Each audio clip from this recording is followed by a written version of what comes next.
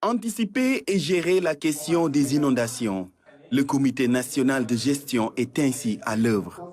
Selon les prévisions du SILS, Comité inter-État de lutte contre la sécheresse au Sahel, l'année 2024 s'annonce pluvieuse.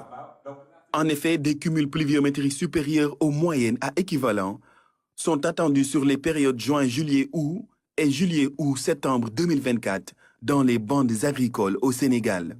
En outre, des dates de début de saison normale à précoce sont prévues sur la façade de l'Atlantique couvrant le Sénégal. Autant de facteurs qui expliquent la présence de tous les acteurs impliqués dans la gestion des inondations.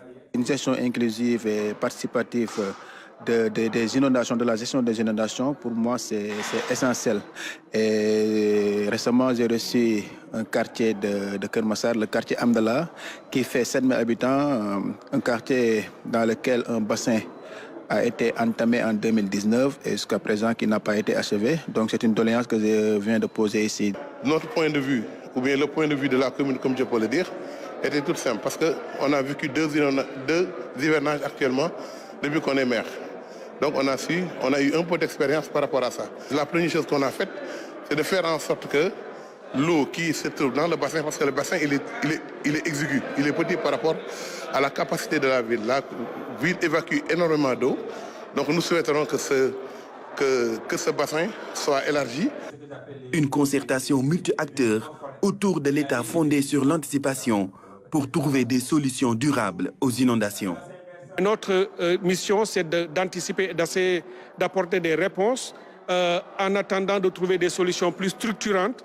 Et c'est à cela que le gouvernement veut aller, plutôt qu'à chaque année de revenir sur les mêmes problèmes pour essayer de gérer au quotidien, au jour le jour, d'avoir des solutions beaucoup plus structurantes, beaucoup plus durables.